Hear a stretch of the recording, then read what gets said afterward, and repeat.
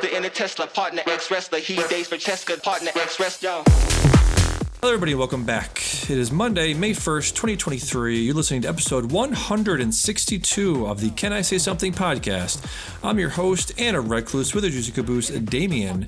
Joining me today is... Derick McDuff.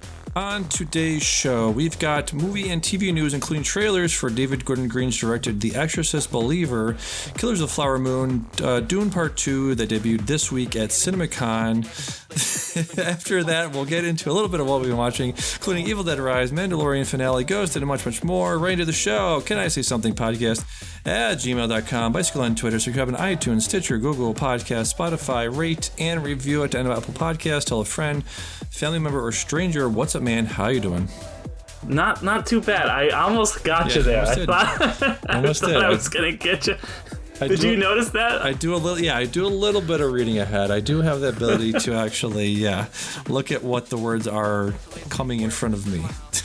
I was like, I'll get them at the last minute. For any listeners, for just at the 11th hour, right before we start on the teleprompter, I wrote in a little something extra for Damian to say, but he caught me. He was too clever. That was too clever. Yeah. I always wonder if, like, when I'm listening to audiobooks or whatever, how they read that, where they do, if character is saying, like, he said, "Get out of my way," with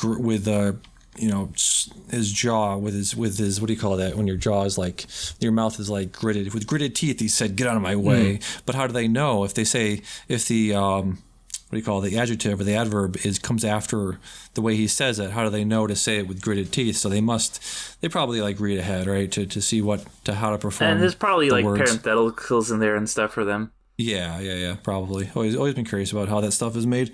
Yeah. So anyways, I have a friend who does audiobooks. I should ask him. Yeah, it'd be interesting to know. So we've been avoiding this big news story for a while, just because it was like a developing story, and it's like got a lot of alleged stuff going on in there. But Jonathan Majors, the guy that's played Kang, supposed to be part of the MCU, obviously, a big part of the MCU coming up, because that's going to be the next big villain in Phase 5 and all that other stuff. It's literally called Kang Dynasty, and so we were looking forward to him being in there for a while. Still is, as of right now, as of recording on April 30th. Marvel Studios hasn't said whether or not he's moving forward. They haven't said if they're going to drop him or not. He was dropped by his PR firm, so that's not great news for him. But yeah, what the story is, basically, I have a timeline pulled up. This was from 5 days ago, but I think it's still accurate and relevant. So he's set to appear in court on May 8th for charges that are as follows.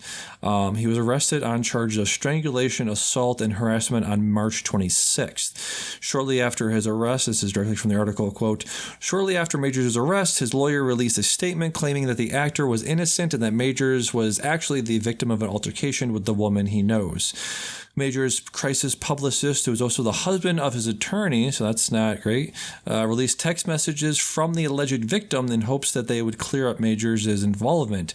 That defense seemed to backfire, as the text, some said, read like they were written by a victim of abuse." So they're basically, the text that the alleged victim put out there were, I'm trying to pull those up right now. They didn't look good. I've read them, and they do not look good for Majors. I'll just say that. Right. She says in the text that she released, she said, quote, "I just want to know that I'm doing all I can on my end." The unverified text message reads, "I also said to tell the judge to know that the origin of the call was to do with me collapsing and passing out, and your worry as my partner due to our communication prior, out of care." So, yeah, it just looks like one of those, like, here, this is what you need to put out there so people will think that I didn't do anything wrong. Yeah. And then a lot of other women have come out and kind of accused some things. So that's always the moment when I think it starts to turn, is when it's a man, I cannot speak corroborated. Today. Thank you. Yeah. A corroborated story. Yeah. That's not great. That's a bummer. Yep, it's like a bummer that he did those things, allegedly. But allegedly, yeah. Like you said, according to Variety, Quote, multiple alleged abuse victims of Majors have come forward following his March arrest and are cooperating with the Manhattan District Attorney's Office in the case. Among the alleged victims is someone who apparently worked on Marvel's Ant-Man and the Wasp: Quantumania, in which Majors performs Kang. I think I read about that. That was somebody like in the makeup or special effects department or worked closely with him. So yeah, it's interesting that Marvel hasn't really said anything about this. It's usually they want to get ahead of that kind of stuff and say whether or not they're either, because they haven't said anything, I don't think, unless you've seen something. Yeah, I think they're just like, we're gonna see how this plays out before we do anything. Yeah, which I think is the right move. You know. Yeah, man, I was just thinking about this in terms of like where we are post Endgame, because you think about Endgame and not even just the Marvel stuff, but also, so many of those movies is a miracle that it happened, that they kept all those guys on track. They kept all those guys under contract. All those actors and people, behaved normally like a normal human being throughout all of this. Obviously referencing all of the Ezra Miller stuff that's going on. It was just a miracle, because you think about when Endgame came out, they got right under the wire of so much stuff. Like Endgame came out late April of 2019. So 10 months later, we have, the pandemic. In context of all of this, they really, lightning struck, and it was just a miracle that all of that stuff came together at the right time for all of that stuff to work really well. Yeah, no, it's like, I think about that a lot, about how, like, what would Marvel have done if it had just been a year later, if Endgame was supposed to come out in 2020. Yeah. That's the biggest movie of the year. Do they just delay everything 3 years? Because at least, with the pandemic, it's like, okay, we'll push some things back, but, it's the next, like, Endgame was the end of a lot of those stories. So it was kind of very fortuitously timed, and now it seems like their luck has kind of ran out. Like them and just DC with all of that stuff that's going on over there, and be very interesting to see what emerges from all this. It's we'll see. So some lighter news. We got a bunch of trailers debuted at CinemaCon last week. We have the Exorcist Believer trailer debut. This is the new movie from David Gordon Green. So they debuted a trailer there of this. What is your sort of relationship with the original Exorcist and the subsequent movies from the series? I didn't even see The Exorcist till not that long ago, and I really, really enjoy it. It was not at all what I was expecting. I was expecting it to be, kind of like the last 30 minutes. Yeah. And I think that that's probably what this will end up being, because I don't think that in today's modern landscape, a big summer blockbuster can be as slow and thoughtful and just a drama like the first one was. It's probably just going to be a big spooky movie, and knowing David Gordon Green, that's what's going to happen too. Like based on what his reboot of the Halloween series was, soft reboot, whatever you want to call it.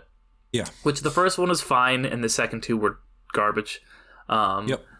So I never saw any of the rest of The Exorcists. It was like, that was a great movie, and I didn't think that it needed to be added to at all. I'm not opposed to it, but I just never felt a desire to be like, what's happening with the two Exorcist prequels that were released at the same time or whatever. Yeah, I remember seeing those, and I thought, it has some decent, it has some good moments in there, I will say that. I didn't need a prequel. It's one of those things that didn't need a prequel. If you've never seen Exorcist 3, that's one of those that are thrown around as like, you got this one of the scariest moments ever, one of the most... it was on that list that that Shudder did or whatever. Yes, and it is. It definitely lives up to the hype. That moment in the hospital with the nurse and all that is one of the most trauma building. It's such a scary moment, and it builds its dread so well. I don't know. David Gordon Green. I'm just looking at his IMDb here, and it's just a weird melange of very strange projects he's taken on over the years. She had a movie called George Washington in 2000. I've heard of that. I haven't seen it. He does Pineapple Express in 2008, Your Highness in 2011, Prince Avalanche, this very It's a very small character piece with Paul Rudd and Emil Hirsch in it, as they're playing road construction crew guys that are just there, just sort of talking to each other about life and relationships and things like that. It's a very strange little movie. I did enjoy it quite well, though. He directed Joe in 2013. That's one of the movies that people ask Nicolas Cage about. What are your favorite movies you made in like this most recent Cage-a-thons? And he points to recent stuff like Mandy and like Color Out of Space and like Pig, but he mentions Joe as well as being like one of those movies that really sort of brought him back out of the wilderness that he was in when he was doing all of those like Next and what was the other one? Yeah, something. It was had a weird name to it, but it was basically him like predicting the future. He did like a couple. Didn't he do like a couple like guy predicts the future movies back to back? Yeah, he did at least 2, I think. Yeah. So that was sort of the one he points to as being like, this was the pivot point that sort of brought him into the world of like, Pig and Mandy and all of that stuff. So that was pretty good. What else did he do? 2013. That was Joe. Let's see. So I'm just pointing these all out just to say like he is capable of making movies that aren't like Halloween, like the Halloween remakes. He definitely has that in him to make, like you said, a slow build thriller. And I think the stuff you're saying like that doesn't sort of get butts in seats or gets people excited, but I think we're at this point where we're saying that phrase of what's the horror thing where it's like elevated horror, that's been a thing for a while. People are like, okay, well, that's sort of, we're over that name, and so just give us that horror thing, give us that type of horror, and we won't sort of put it on a pedestal and be like, oh, this is going to be better than those other things, that other horror, because we've had examples of not great elevated horror and great elevated horror. So I think we're just at a place where, okay, give us that, give us whatever. we're up for anything. And David Gordon Green has done, like I said, great horror, not great horror. So like I said, I'm not really sure what's going to come out of this. Yeah, I mean, I'll probably see it, but I don't really have any expectations for it, high hopes or anything. Exactly. Yeah. What is your expectation of the new Avatar movie that's supposed to come out in 2025, which also the announcement came out of CinemaCon? Yeah, I know they had announced this for a while, but I don't think there was any dates. And I know there's like a bunch of Avatar things in the works. So this was what is this one exactly? Which project is this? So this is the project, let's see, Paramount panel at CinemaCon revealed it's going to be Aang, Katara, Zuko, and Sokka and Zuko and Toph that appear to be in their late 20s, early 30s. Toph, sorry. Okay, Toph. so it's like, okay, so it's like the adult, okay. So I know there's like a Kyoshi one, and then there's going to be like a one about another firebender, and allegedly one about the Avatar after Korra, possibly. But yeah, this is cool. I'm excited for this. There's some really cool adult Aang flashback stuff in Legend of Korra. So yeah, I am really hyped for this. I'm a huge fan of Avatar and Korra. So this is going to be awesome, I think. This is going to be really cool. I think a movie is the right way to go for telling this kind of story, because rather than having a whole nother show surrounding Aang, doing that flash forward, showing where these characters' lives have gone, and maybe filling in some of the gaps that Korra started to show us where these characters had gone, because those parts were always very interesting. So I'd be interested to see a movie on it. Nice, very cool. One more thing that debuted this week was a trailer for the new Black Mirror season. It's been 4 years. It seems like longer, hasn't it? That since the last season. I thought it was like short. I was like, didn't the last one come out? But I guess like that one with like Miley Cyrus was. Yeah. I guess that was 4 years ago. I don't know. Like I like Black Mirror, but I mean, there's still a lot of it I need to watch, because it's like you watch one and you're like, well, that was really depressing. Yeah. And it's like, what if your phone was the Twilight Zone? And you're like, fuck, I'm gonna kill myself. And then you don't want to watch anything for a while because they're all really, really a bummer. So. I mean, I like Black Mirror a lot. I know that the reception to the last season was somewhat mixed. Yeah. Was the Star Trek one with Fat Matt Damon from Breaking Bad. Was Yes, that's a good one. last season? I like that That one one was great. I have a Funko Pop from the woman in that. So Nanette USS Cole. I remember. Yeah, I have her. Yeah, the USS still. It's the Star Trek one. I call it the Star Trek one. USS Callister was season 4 from 2017. Yeah, it's Jesse Plemons, Kristen Milioti, Jimmy Simpson. Love that guy. Michaela Cole. Yep.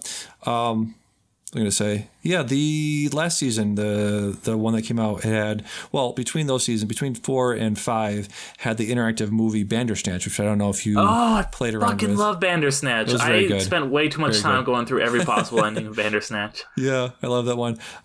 We did, one of the first podcasts we did was about Striking Vipers. Me and Dion talked about that one a lot, of like, is it gay? Is it cheating? Is it, what is that? I haven't seen that one. Oh, dude, you got to see that one. It is. I need to watch it. I need to watch that one, and then the San Junipero or whatever it's called. San Junipero, yeah, one of the best episodes of Black Mirror. I have my feelings on Black Mirror.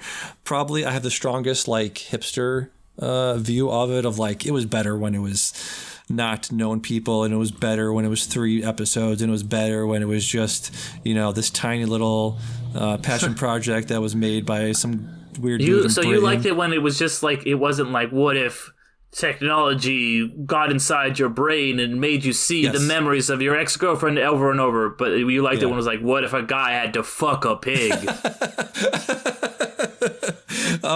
Well, yes, but also there's 15 million merits was the first, and I have the Wikipedia pulled up. That's why I'm rattling all these off. But 15 million merits was a great episode. That one of the first times I saw Daniel Kaluuya and everything. The one you just referenced, and the entire history of you, had Jodie Whittaker in there before she was Doctor Who in 2011. Some of the very early ones had, again, it was just one of those things where you look back on it with probably rose-colored glasses, because they were the first times you saw a lot of actors that would blow up over the last 10 years. Domhnall Gleeson was in Be Right Back, the one where spoilers for all of this stuff. But have you seen a lot of this, so I don't spoil it for you? I haven't seen a lot of it. I've seen the entire history of the Toby Kebbell one. Yes. So yeah, around season 1 and 2 have some of my favorite ones. Be Right Back is similar to entire history of you. Let's see, White Christmas was a holiday special. It was. I've seen that one. You've seen that one, okay? Yeah. That was one of the best ones. Yes, of just like that idea of putting somebody in a time capsule and making them, go 1,000 years per minute. That was just psychotic. Let's see. Yeah, and then with season 3, they start getting into the more of the socioeconomic stuff of like Bryce Dallas Howard was in the one called Nosedive, where everything you do has like a social credit system to it, and she's at the beginning of the episode, she's like in that upper crust hoity-toity part of society because her social credit is high enough, but then things start going sideways, so her social credit starts going down. Shut Up and Dance is one of my favorite, but it's also probably the darkest, bleakest ones out there. I don't know if you have seen that one. No, one of my favorite episodes of Black Mirror is that one episode of Community where they all, what I'm talking about? Where, no, they all I've never seen become Community. Oh, what are you doing with your life, Damian? I don't know. You'll know it as soon as you see it. There's an episode of Community that's basically just like a funny Black Mirror episode, and it's this season between Breaking Bad and Better Call Saul, where Jonathan Banks was on as one of the main cast. That's awesome. You got to get on that. You got to watch that show. It's so good. I really do. So you can do something else when season 4 is on. You can like play your Tarkov or whatever while you're watching season 4, but pay attention for the other seasons. Yeah. Sure. So yeah, this is supposed to be coming out in June. So pretty excited for that. Cool. I mean, I'll get to it once I watch all the other Black Mirror stuff. In 20 years. Right, for the past 10, 20 years. You got a little bit of help on your side with the fact that the early ones were that sort of BBC British format where it's like 3 episodes per season. The first 2, the first 2 were 3 episodes. Season 3 is 1, 2, 3, 4, 5, 6 episodes. They get a little bit longer there, so you can pretty much binge the first 2 in like an afternoon. Okie dokie. Yep. And then some of the saddest news I've had to report on here in a while. Waypoint, I've talked about this a bunch of times. If you go back, listen to Best of the Year shows, where I've talked about my favorite podcast of that year, I've always mentioned Waypoint as being one of, if not my favorite podcast I listen to. It's one of those where when it's first released, when it first comes out, I will listen to that right away. Waypoint, for those that don't know, it's a video game journalism podcast, but they also delve into the politics of gaming, politics of labor issues around around the game sphere, around the publications and game publishers, how they treat their employees, grind culture, all of that stuff. So it is one of those websites and one of those publications and one of those places that really sort of radicalized me, I guess you would say, towards moving towards a more progressive outlook on life and labor in general, or labor and life in general. It was hosted by Patrick Klepek and Rob Zachney and Kato, I forget his last name, and they just hired somebody last year named Renata Price. It was some of the most in-depth and thoughtful and very eloquently spoken about the games that they like and why they like them and all of that, and how they represent the world. I mean, art reflects life, right? So they really are looking at games in through a prism of this, how this reflects life, accurately or not accurately, and really one of my favorite places to go for in-depth, smart, very articulate, very very critical view of games. They are more negative than positive on a lot of games, but when they love a game, that will definitely tell you that game is definitely worth playing if they give it their seal of approval. Also, Austin Walker helped found it, one of the smartest games writers working today. It's a little like you can sound very parasocial when you talk about this kind of stuff, because you don't know these people, but you listen to them every day, and they talk. Patrick was just talking about going to see Super Mario Brothers with his wife and his kids, and how much fun he had with that. So when this kind of stuff happens, you do sort of look at it from their point of view of like going home and telling them the news, and because we live in a fucking dystopian hellscape, you lose your jobs, you lose your health insurance. So it's all this fucking. When you hear about that stuff, it is pretty devastating just to hear about that. I started listening to Giant Bomb in like 2008, which is where Patrick Klepek got his start, and I was listening for a few years, and there was somebody on there named Ryan Davis who started the show, was the founder of the show. Excuse me. And he passed away in 2013. He had sleep apnea, and I think his PAP machine malfunctioned or something. And that was, you realize at that point of like, wow, this stuff really, it hits you hard when you listen to this stuff. So it might sound parasocial, but that is just, how that stuff sort of shakes out when that stuff happens, Yeah, well, that's a major bummer, man. I'm sorry to hear that. Yeah. They probably will find their footing, but it also is just an indicative of a larger trend of, smaller publications, not just video game publications, but, local news media and local reporting and local journalism is dying in this country because the people in power want people to be stupid and want people to be uninformed. And this is the way you do that. You take away passionate journalists that are very good at what they do, but need to be compensated for what they do. And because people aren't reading news anymore, reading written pieces, and they don't watch this stuff, the overlords think that it's not worth the time, it's not worth the effort. They just started a Waypoint Plus last year, which was basically their way. They talked about this on the pod when they started it.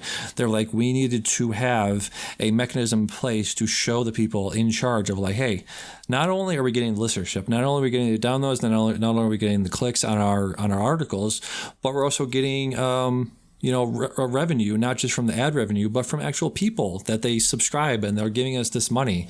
And it wasn't a Patreon thing. It was tied to Vice Media, which right away just fuck Vice, fuck Vice Media for doing this in general. Yeah. But just last year, just 18 months ago, they started this Waypoint Plus, and it seemed to be going pretty well. And it's like, if you can't support a project like that based on a revenue stream that was built just for those like 4 or 5 people, then what the fuck are you doing? How is anybody supposed to support any sort of outlet that is making any sort of, societal or trying to make a societal impact with their writing and with their gameplay and with their podcast, if that sort of not a template, but that sort of system, that sort of revenue stream, that's directed to consumer. That's how this stuff is going to work going forward, because people aren't going to just pay for, let me just pay for Vice Media. Let me pay for a fucking subscription to Vice Media or a subscription to Los Angeles Times. That's not how this works anymore. You have what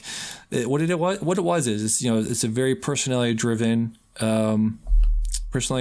sort of, I don't know what you call it, but the personality driven division or project or whatever it is. I subscribed to this because I like the people. I didn't like I didn't like the outlet itself. I didn't like Vice Media. I think their general articles that they put out are kind of fucking weird. So I subscribed to the one specific division of Vice Media, and I said, okay, let me pay these people enough, pay these people money, pay them a living wage, support this journalistic endeavor, because a lot of people like it, and it's that this is where this stuff is important and we need more of it, not less of it. So it's just all around just really shitty. I guess they did get a severance, which they're like, we get 1 month to sort of get our ducks in a row, and they're getting a severance, and they're like, well, that's good at least. And it's like, not really. Still, it's not very long. A month? That's crazy. Yeah, it is crazy. I know I was going to say something else, but I forgot what it was. Just had a bunch of stuff to say about it. But yeah, this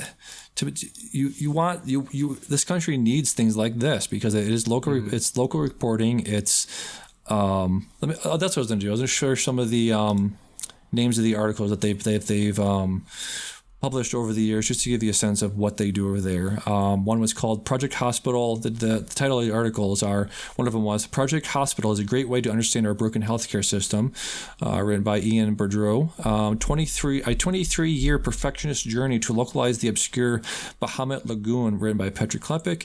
How Sierra and a disgraced cop made the most reactionary game of the 90s, written by Duncan Fay. In God of War, Moms Come Last. In Thailand, Buddhist monks grapple with the meaning of video games. Next one was the 63-year-old retiree who broke a game looking for the end of the world. So it was, I understand this stuff is very niche, and it's very it's not something the general public is going to look for or try to get behind, but that's the point of it. That's the point of Waypoint Plus, of being like, hey, do you like this kind of stuff? Then support it with your dollar. And I thought, going into this or coming up to this announcement, I thought enough people were putting their speaking with their dollar, and enough dollars were going into it to keep it alive for at least the short term, for at least another couple of years, but apparently not. So just really sucks. Just really sucks. It sucks. As somebody who works freelance and who has a Patreon, I get it. It's fucking shitty, and you never know how those things are going to go, and if you have to rely on those things, it's very dangerous, and because you can get the rug pulled out from you immediately like this. So it's really a shame. Yeah, that was the other thing I was going to mention. You helped me trigger it.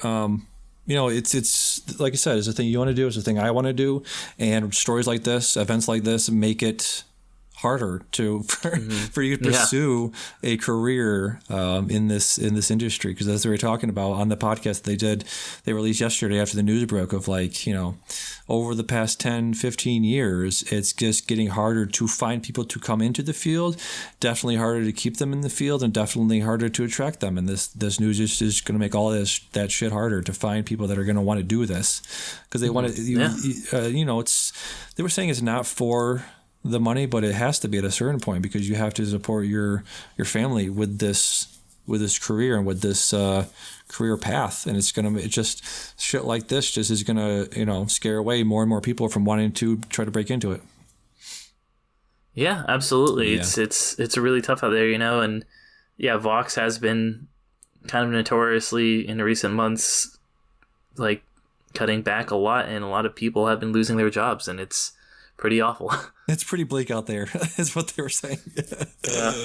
It's just how much money are you saving? You're not going to fucking, keep the doors open at Vice by shuttering this one little division. Because as far as I know, it was Patrick, it was Rob, it was a couple of producers on the podcast, and the whole division itself couldn't have been more than like 10 or 15 people. It's like, if you're only paying those guys like, minimum wage or whatever the minimum for that sort of thing is, they couldn't have saved that much by letting those guys go. So it's just like, what are you trying to do here? Yeah.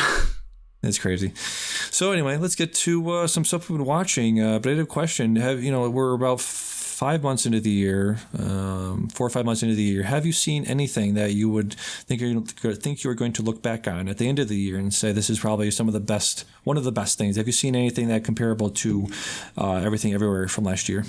I mean, I wouldn't say comparable to that, but there's two things that I saw recently where I was like, this is maybe going to be on my top 10 list to come the end of the year, depending on how strong the rest of the year is. And those two things are, I mentioned the last podcast we did Dungeons and Dragons, and really, really digging that. But I also watched this week Tetris, which was a very weird, interesting spy thriller, which you're like, a movie based on Tetris, and you're like, no, it's because it's based on like the story of getting the rights, which is actually kind of compelling and interesting. And they do the thing that all these biopics do where they spice it up a little bit. But yeah, it is kind of a really fun, cool spy thriller with some weird, interesting video game aesthetics thrown in and some great performances. And it's kind of, I like the message to it where it's talking about it's set in like, 88 is when that was all going down. So it's right as the Soviet Union is falling, and it's kind of got all these themes about capitalism and communism, and neither one is really portrayed positively, or at least they're portrayed neutrally. And it's kind of shown that, like, yeah, both of these systems are easily corruptible, and corrupt people on both sides are really taking advantage of both capitalism and communism, and neither one's necessarily good or bad. It's just that people are going to abuse the systems for any kind of gain whatsoever. Which is not something I expected from a Tetris movie, but it was very good. I liked it quite a bit. So what is the story behind that? Because the guy invents the Tetris. Did he get the rights? Like, not to spoil it, I guess. So he had no rights because he invented it in Soviet Russia, and it was the property of the state essentially. Sure. And it's just kind of this madcap dash between all of these different interested parties to try and get the rights from the Soviet company. It's like it's called a company, but it's really a government-run thing that runs all of the Soviet video games, and it's just all these different parties kind of just running in and doing all this spy stuff, and people trying to play against each other, like not like play Tetris, but like kind of play the it's almost like an episode of The Americans, but like with way lower stakes. So I really dug it, and it's kind of hard to describe, and even when you're watching the movie, it's kind of hard to keep track of. Like, okay, what this guy has the Japanese arcade rights, but this guy lost the rights to the computer games, but the handheld is now being introduced. And so it's a lot to kind of, it's one of those movies, like, it's almost like a Nolan movie where you're like, there's a lot of plot happening right now. I just kind of just got to let it wash over you. But yeah, it's good. Nice. Very cool. That's on Apple TV Plus, right? Mm-hmm. Yeah. Apple TV Plus Original. Yes. Let's see. Let me squeeze in one thing I did watch this week. I haven't been watching too much. I've been doing that Tarkov stuff, but I went out to see Evil Dead Rise. Let me just tell you about my theater-going experience. Oh boy. Strap in Damon, for this one. tell me about the people in the theater that ruined this movie for you. Strap in, by buddy. Talking quietly and eating their popcorn. No, man, it's worse than that. Way worse than that. So I get there and it's busy. I can tell it's gonna be a packed theater. Just from when I walk in, there's like at least like 7 or 8 people in line. So I get behind one line. There's 2 separate lines. I get behind one of them. Seems to be moving pretty quickly. Get up to the front there. The guy in front of me is like 17, 18, maybe even younger. Has a younger brother. He's trying to buy stuff for his brother. He's got like $12. So he's like, oh, let me get the snacks. Oh, yeah, but I only got $12. Oh, okay, well. All right, let's try this. Maybe that thing's worth okay. Just fiddle around with his money, fiddle around with it. Doesn't know what he wants. Okay, stand there for like 5 or 6 minutes. I go to the other line. Other line starts moving up. A lady in front of me looks at the little coffee pods, those little thingies. And then she's like, "Oh, you have coffee here? Oh boy. Oh, gee, old guy. What do you got here? You got got caramel? Oh, boy, maybe let me caramel. Oh, maybe get this other one. Oh." She spin around this little carousel with all the little Tide Pods on it and coffee pods on it. And she's like, "Oh boy, that's interesting. I've never seen coffee like this before." Like, lady, you kidding me right now? So I've been there for at least 10 minutes now. Like, the movie's about to start. I'm like, come on, really? Jesus Christ. Finally get my ticket. You've only got 20 more minutes of previews and then the regular opening and then the Nicole Kidman opening and then the movie starts. So unfortunately, I don't see the Nicole Kidman here. We have it's a sort of independent theater. It's called I think it's owned by. How can you watch a movie in a theater without Nicole? It doesn't make any sense to me. I know. Do you at least have Danny Trejo coming out and doing his whatever weird bad one that he does? It's possible, but I got there late, so I couldn't tell you. Anyways, get in the theater. First time ever, or first time in a long time, somebody's in my seat. We do assigned seating here. I'm assuming it's the same over there, right? It's assigned seating is kind of everywhere now, right? Yeah. Yeah. Okay. Yeah. It's you gotta pick the seat before you go. Exactly. So I do that. I have my seat ready to go. I go up to my seat. And somebody's in there. I was like, "Sir, this is my seat." He's like, "Oh, sorry." He moves down one seat to my left. I was like, "Okay." I settle in. 2 seconds later, somebody walks up the aisle, says to the guy, "Hey, you're in my seat." He moved again to the wrong seat. He's like, he knows this. The guy knows this, right? So the guy and his girlfriend get up. They go to the front of the theater. Apparently what happened was the guy came in the theater into the front and somebody took his seat. So he was like, fuck it. I'll just go grab some random seat. And so he walks to the front of the theater, apparently starts arguing with the guy for like 4 or 5 minutes as the movie's starting to start up there. And he's sitting there just arguing with the guy. And I'm like, what the fuck is this? I was about to go get an usher, but finally the guy admitted or whatever that he fucked up and moved to another seat. I was like, sorry, finally. And the theater is packed, dude. Like, every seat is taken. So the movie starts and, fucking, like you said, popcorn, candy wrappers, people on their phone. I'm like, what the fuck is this? Just, it wasn't enough. People weren't doing enough so I could be like, hey, put your fucking phone away. It's like, 30 seconds here, 45 seconds there, whatever. So that was my theater going experience. That was the thing around the movie. That was, yeah. No, that's truly a tragedy, Damon. I'm sorry to hear that it ruined that mediocre movie for you. Yeah, it was not great. I'll tell you why. So this is, let me pull up all the stuff. Evil Dead Rise. This is directed by Lee Cronin, who did an A24 elevated horror movie, like you were talking about, elevated horror earlier. One of those A24 joints. A24 joint called Hole in the Ground from 2019. I haven't seen it yet. I don't know if you have. Nope, I have not. Nope. Okay, so it's directed by Lee Cronin. Stars Mirabai Peace. She plays Teresa. We have Richard Crouchley playing Caleb. Anna Marie Thomas playing Jessica, and Lily Sullivan is playing her sister Beth, I believe. Or no, sorry, Alyssa Sutherland is Ellie. She is the first one to be possessed. This is a gross movie. I like the grossness. I like the extent to the. I like the way the extent to which they included the grossness, because there was bones breaking, jaws being unhinged, broken off, faces smushed. I like all that stuff. Give me more of that. I think we've talked about this before, but I am that guy. I'm the body horror guy. I'm like, you can't go far enough in my book in the grossness department. So this definitely satiated my love for all of that. So that was a good part. Some of the not great parts is, you've seen Evil Dead, right? Evil Dead 1, 2. Yeah. I've seen all of them in bits and pieces, and then okay. I've seen we covered the 2013 one. What did you think of the 2013 one? I liked it. I think it has a really strong. It lags a lot in the middle, but it has a really strong final act. Is this better or worse than that one? I haven't seen the remake, so I couldn't tell you. Oh, exactly. It's really good. I do like it. Like I said, a little bit dull in the middle, but it really that final act really kicks it into high gear. Yeah, this does too. I think this is more indicative of like an overarching culture thing of when we do remakes now, we have to make a not oblique, but a an obvious reference to its source material, right? So I like you. I'm not a Evil Dead connoisseur. I'm not a aficionado of the Evil Dead world, but I know the touchstones. I know all of those things that come from those movies. The chainsaw, the boomstick, come get some, all of the stuff, right? What's this? Booyah. What does he say? Booyah? Booyah, yeah. Groovy. That's what he says, groovy. Yes, groovy, yes. Did the 2013 version have that stuff in it? It's got like there. It's like, okay, well, she's got to lose the arm. That's the thing. She's got to have the like tree doing the thing.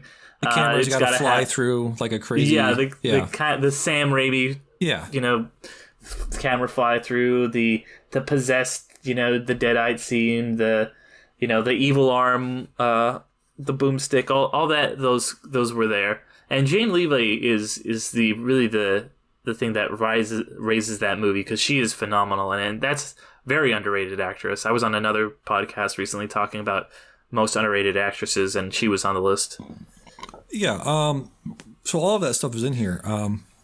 But was there a cabin though? These movies are supposed to happen in fucking cabins, not apartment buildings, Damian. That's the thing. That's like, I want to see a cabin. I want to see a spooky cabin. I don't want to see like apartments. Like 12B or whatever. It starts in a cabin. That's the cold open, but then it does transfer to an apartment building. Which again, it's like talking about the way people live now. This woman is a working single mother, and her apartment is it's a dilapidated building, so I'm assuming the rent is pretty low.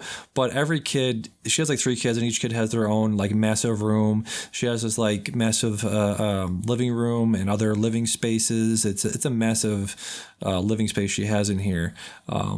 But it's just the tone of the movie is very serious, because you have it's about a mother trying to protect her kids, and the mother gets possessed, so it's got that stuff in there. But then it also, like I said, it has references to the original Evil Dead movies, and like I said, I'm not an expert on them, but I know them when I see them, right? It's like porn, when you see it. So when they're saying like dead by dawn, and like come get some, like, oh, that's that thing from the other movie, but this character would never say that because it's an awkward thing to say. It's like, why are you saying, like, why is John McClane saying the cowboy line? Like, it makes no sense in this context. Yeah, so that was like I would say it was a road bump. It wasn't enough to like ruin the movie for me, but it was just like I said, an odd thing to put in this movie that has the tone of a more dour and serious horror movie, but then you're trying to inject the over the top absurdness of the earlier movies into this, and those two things don't really mix very well together. But like I said, very, very well done practical effects. There's a scene in here which I won't spoil, but there are actually several scenes in this movie where they have the actual actors in there. Some of the best child acting I've seen in a horror movie, just because it's, like I said, it's all practical. You can tell these people are in these scenarios. They're covered head to toe in blood. A lot of references to The Shining in here, which is pretty cool. But yeah, it was it gave me everything I wanted in a horror movie. Not necessarily an Evil Dead movie, because I wasn't really looking for that stuff. Didn't want it. Like I said, that was a speed bump in there. But overall, yeah, great hour and a half little blood fest. So okay. Yeah. I mean, I was like, one of those movies, like, maybe I'll watch it, but I don't.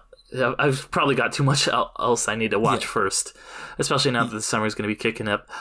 Oh, are we going to do Hey, Damien, are we going to do the summer movie Voyager? We are going to do that. It's not on the list. We can't divulge our. Well, we can divulge our picks, but all right. Sure. Because I thought we were going to do that today. I didn't have it on a list because the global list isn't available until the 5th. So we can go through our picks though, right? Sure, we can do that. You want to do that now? Yeah, we can do that right now. Yeah. Okay, yeah, I have my list pulled up. I'll go through mine while you pull up yours. So I listened to the Slash Filmcast, listened to their picks, their episode, and they were talking about how a lot of the picks are going to be the same for them. They were going, as they're going through them, I think until they hit like the 4th or 3rd spot, they were all exactly the same. They're all carbon copies of each other. So I'll be interested to know if we both have the same picks as well. Yeah, well, we had last year, I don't know, do you remember what happened last year? We were close. I can remind you. We were very close. You were like way ahead of me for a while. You were like 13 points to me throughout like the whole summer. Yes. And literally in the last week, I went up. You dropped down like 2 points. And yes. I dropped up like 1 point, and I finished with 47. You finished with 46. Yeah, I beat you by 1 point in the last week because what was it? Because you didn't put Bullet Train or something like that on your list at all, and I had it as a dark horse, and so that was the difference. Yep. I didn't see. Was it Bullet Train or was it? It was what was this? There was like a spooky Scott Derrickson movie. What was that movie? It's like a kidnapper, the Snatcher. The one based on the book by Stephen King's son. The Black Phone? The Black Phone, yeah. I think that I had that as a dark horse too, and you didn't. So that like propelled me. It did. Yeah. So thank God for the dark horses coming clutch for me. Yep. So you're one ahead of me. Is some move you wager. Yeah. The stakes defending champion. Defending champion. Exactly. So let's go 10-1. I'll say my number 10. Well, yeah. What are the stakes? What are the stakes? Let's assign a movie. Assign a movie to each other. We'll do the same thing they do. So whoever wins will assign the other a good or bad movie. We'll see. Well, don't we both have to watch it? We pick a movie for us to review, right? Oh, okay. I thought it was going to be a thing where, yes, like they do on the show, they'll assign a terrible movie, and then they have to. Everybody has to watch this. Yes. Exactly. Okay. So I can be like, I hate. This is a movie that I think is ridiculous. Or it's something like I don't think you would watch, and I can pick it. Yeah, go ahead. Yeah, I'll pick for you some very pretentious 4-hour art house film that you have to trudge through. Well, I mean, if you win, which won't happen, but we'll see, my friend. We'll see. So let's get started. Number 10, I have the Meg 2, The Trench. I got a lot of enjoyment out of the first one. I love the absurdness of it. I loved seeing Jason Statham in a absurdist world. I'm trying to think if he was ever been in like a weird sci-fi monster movie before. And the only big like bombastic thing he's done are like the Fast movies, right? Jason's, I don't know, like I'm not a big Statham guy. Where was those movies where he's got like his heart's gonna stop or whatever? Those are big and bombastic. What were they called? Yeah, it's like the same guys who directed Ghost Rider: Spirit of Vengeance. Was it really? Yeah. Oh man. Let me see. I'm trying to find it. So as I'm looking for that, tell me your number 10 pick. So my number 10, and I like really like the bottom half of my list. I kept like shuffling the spots, so This was tough because I think there's 10 clear ones, just like the summer movie guys, but I think the order is what it comes down to, and so I picked Oppenheimer. Nolan is probably one of 2 or 3 guys that has a big enough name to have a box office draw where it's not part of a franchise or any established IP. I guess Oppenheimer is an actual person, but I think that's enough to put him at probably 10. That's enough to get him in like the, $200 million range, which I think that's probably going to be one of the bottom couple spots of the top 10, because there's a lot of big hitters, but this one I think will be hanging around, but not quite cracking the top of the list. So got Oppenheimer down there at the bottom. Yeah, and it's opening in the same day as something else I have on my list too. So something else. I wonder what that is. Yeah. So I'm just looking through Nolan's box office record. So the first Batman movie, let's see, where was it? It was just here. $373 million with a $150 million budget. You said that's Batman though. That's like Batman has like a IP, Batman is IP, and his non-IP stuff like Interstellar still made $700 million. That's worldwide though. This is domestic. True. I keep forgetting that. Yeah. So maybe I did. I probably put it too high, but yeah. I don't know. People in the U.S. love bombs. We love all that stuff. We people in the U.S. love doing war crimes. So I think they'll come out for this one. Like I said, I think people are going to see it. Just not as much as the other movies on this list. Sure. My number 9 is Elemental. I think the trailer just dropped just recently. Of this is the new Pixar movie. This is, like you said, they do movies like what if feelings had feelings? What if emotions had feelings? What if they were what if feelings were anthropomorphized? What if elements were people? So that's what that is. That looks interesting. Yeah, I got also Elemental in my number 9 spot here. Nice. I think this is. Pixar is a big box office draw, but recently, with them basically getting shut since the pandemic struck, sent to Disney Plus exclusively up until Lightyear, which really underperformed. This, I think, probably that is going to be a better movie than Lightyear. But I think the Pixar brand has been hurt a little bit, so that's why it's way down here at number 9 for me. But I am excited for the movie. Yeah, I agree with everything you said. It's probably going to make, I don't know, 300 million, 250. So that's probably where it's going to sit in the list at the end of the day. Yeah. So that was my number 9 and your number 9. Let's see. My number 7, or sorry, number 8 is The Flash. I think, the early reception of this movie it's pretty good, even to great. I've seen some TikToks and some video breakdowns of people like, apparently people coming out and being like, this is great. This is one of the best movies since Endgame. This is one of the best superheroes movies since Endgame. This is actually pretty incredible movie. So I don't know if that's in line with what you've heard about this film. Yeah, I've heard some good things about this movie, and that's all I'll say for now. Okay. What is your number 8? My number 8 is, and I know this is a little bit lower than a lot of people had it, but I think there's just too much competition. And this series has been steadily declining in terms of popularity and box office returns, not internationally, but domestically. I think that's probably why you have it higher, is because you're thinking of international, but I have Fast X, Fast 10, your seatbelts. I can't take credit for that. I stole that. But this is number 8. Maybe it's a little bit low, but I think this movie is going to be not a bomb, but a little bit of a disappointment in compared to the other ones. And it's like, this is the end, but not the actual end. That's the next one. So it's like, all right, well, that's the one that everybody's going to maybe show up for. So this is just like the part 1 or whatever. 2 of these movies are that, but I'll come with the other one later. Yeah, they do. They always do very well. Like you said, internationally they do very well. These movies do bonkers in China and places like that. So, yeah, they should do well domestically as well.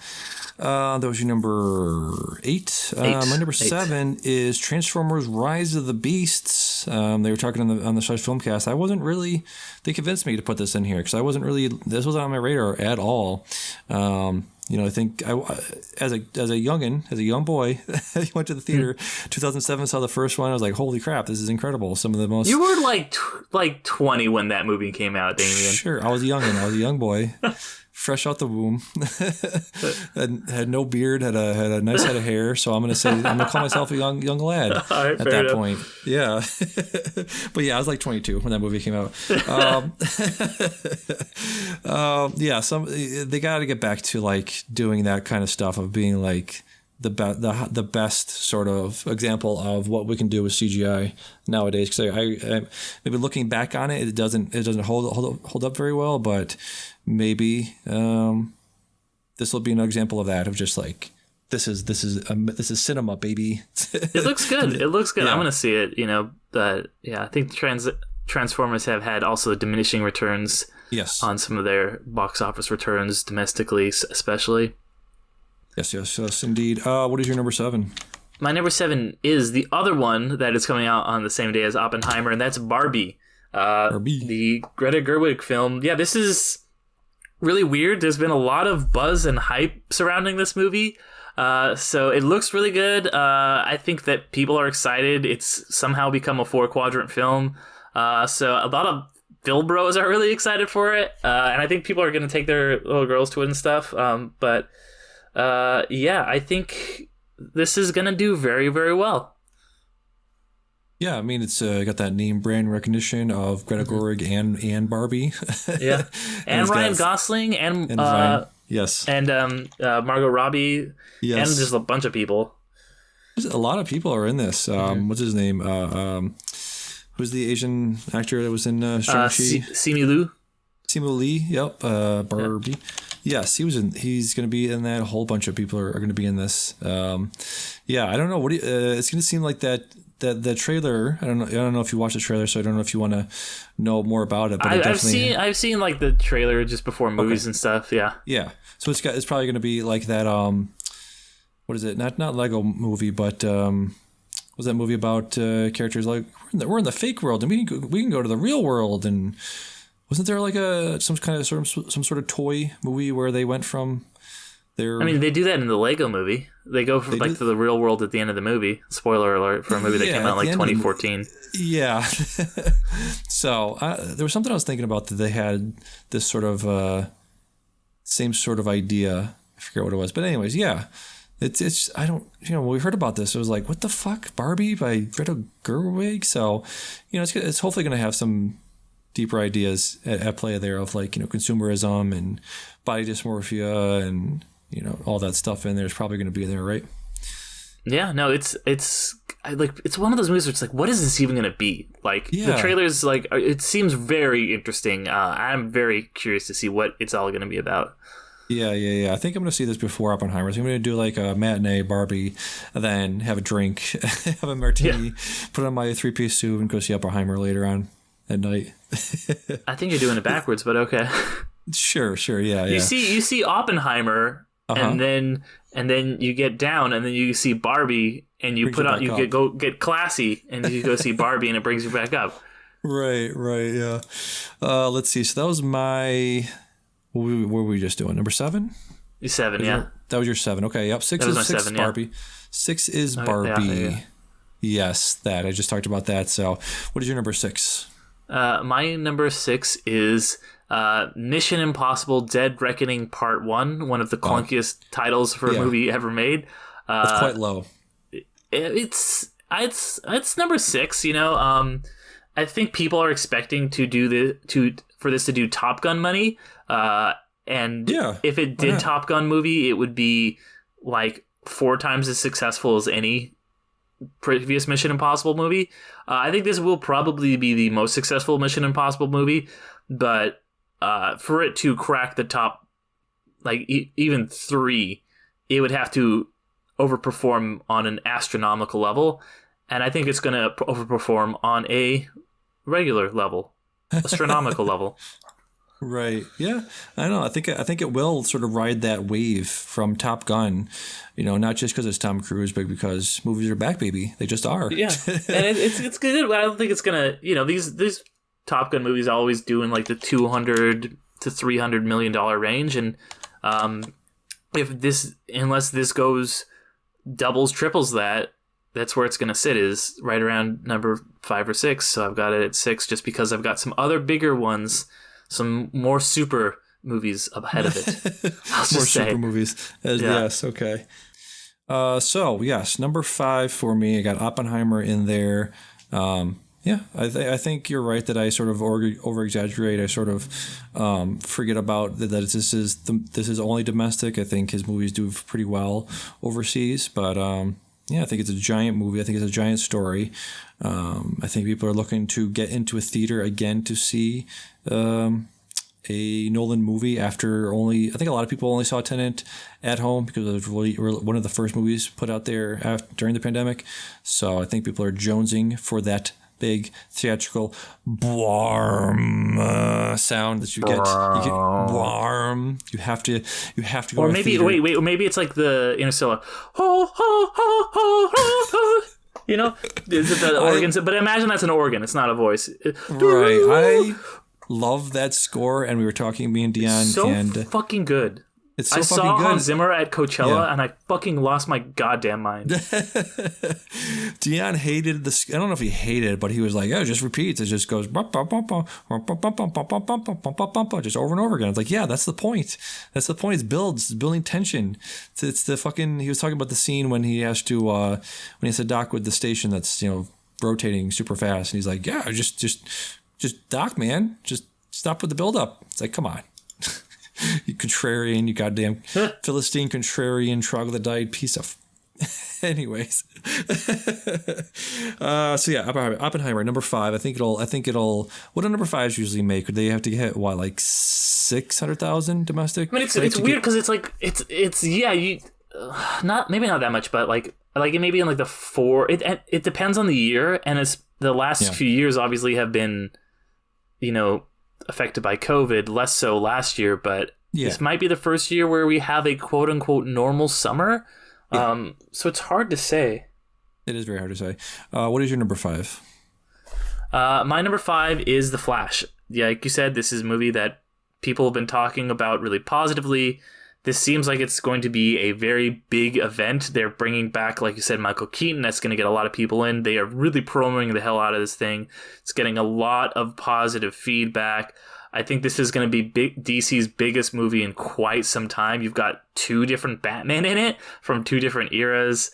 I think like it's only like people don't really give a shit about The Flash, but it's like kind of the culmination of this quote unquote Nolan universe that's been going on. The like DC extended universe is going to be kind of retconning that and putting that on something new. I know DC has had some misses, but I think that's because people are like, why do I care about Shazam 2? At least partially, they're like, I don't care about Shazam 2. Nothing. It's not going to matter because The Flash is going to be reset. This is like the end game of and it's obviously not going to do end game numbers because people don't have the same emotional connection. But it's going to be the equivalent of that for what we've seen in the DC film so far. So I think that puts it solidly at least at number 5. Yeah, I'm very excited to see what's, how they're going to stick to landing, because it's just a land. It's not even a landing. It's just like, all right, here's the last one of this other story that never got to tell its real story, didn't have really a chance to get off the ground. So ta-da, I guess. Yeah. Here's the ending of this thing that's not going to matter in like 2 years, but okay. Yeah. So it's going to be interesting to see if they know that, right? I wonder if this was in the time that's been delayed, if they've gone in and like edited stuff to be like, we're gone, guys, we're all gonna die, and if they're all like metamorphosed into somebody else, or what are they gonna put on a stinger of this, of just like, here's the next look at that, oh, there's a new world coming in here, and they all transform into like different people. That'd be insane. So I'm very interested to see if there's like what kind of stinger they put on to the end of this movie, right? Because they've had time to do that, because in the time that James Gunn has come on board, he probably has time to like, re-edit this or put something in there that is a transition to his universe, right? Yeah, well, like I think it's it's going to be like the Flashpoint in the comics, which kind of reset things. Yes. So yeah, it's going to be basically a way for them to kind of like keep what they like from these movies and reset it into a new continuity. So all the stuff that James Gunn has announced is going to be starting here. So this is going to be, I think, a pretty quote unquote important film. So I think people are going to pay attention to it for that reason. Indeed. Okay. And people are excited to see what the new direction is going to be, where the new James Gunn stuff, and this is going to lead into that. So. Yeah, absolutely.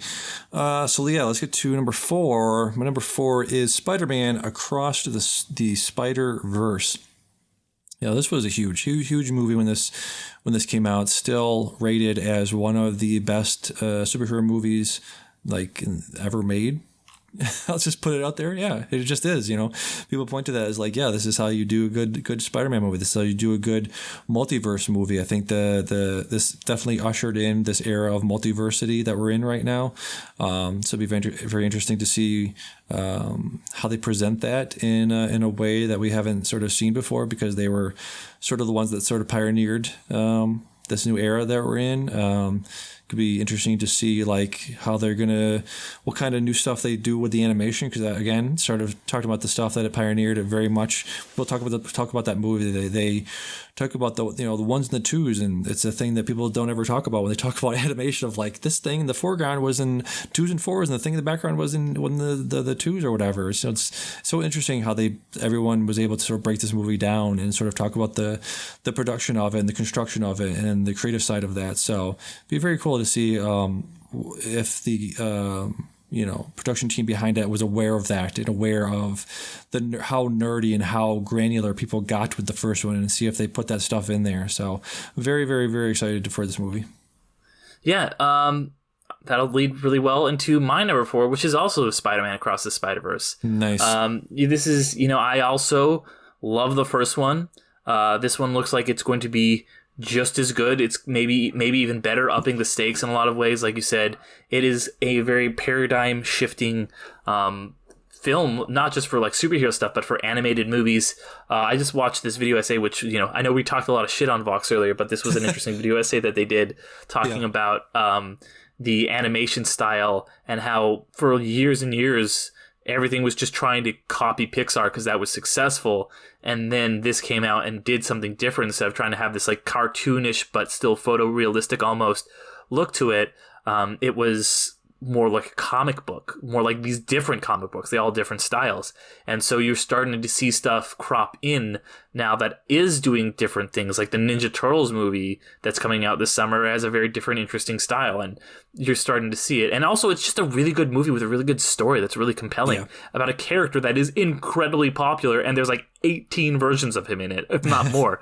And Oscar Isaac is is the main bad guy in it, who's maybe one of that. Like like, this movie's going to make a shit ton of money. I wonder if even 4 is too low. It's tough to peg it. I think that, the ones ahead of it are just going to be Goliaths. So that's why I have it here at 4. Yes. And, I missed out on this in the theater when it came out in theaters. I saw this a few months later when it came to VOD. So again, just the reason why it's going to make so much money. I think there are a lot of people, like me, that are going to see this and be like, oh, I want to experience that, bombasticness. Again, the blockbusters you go see in theaters for that reason, for having that audience experience. I know you just talked about earlier about having a pretty bad theater going experience, but you still go there. You roll the dice because it could be great or it could be terrible. You never know. But I definitely want to see this in theaters. Yeah, absolutely. I'm very, very excited to see this one on the big screen. Yes, and my next one is one I wasn't excited about. Again, a lot of these are movies I put on my list just because of the film cast and them talking about it. Like, oh yeah, that not only is that thing coming out this year, not only reminding me that it is coming out this year, but that it is probably going to make a lot of money. My number 3 is very much that.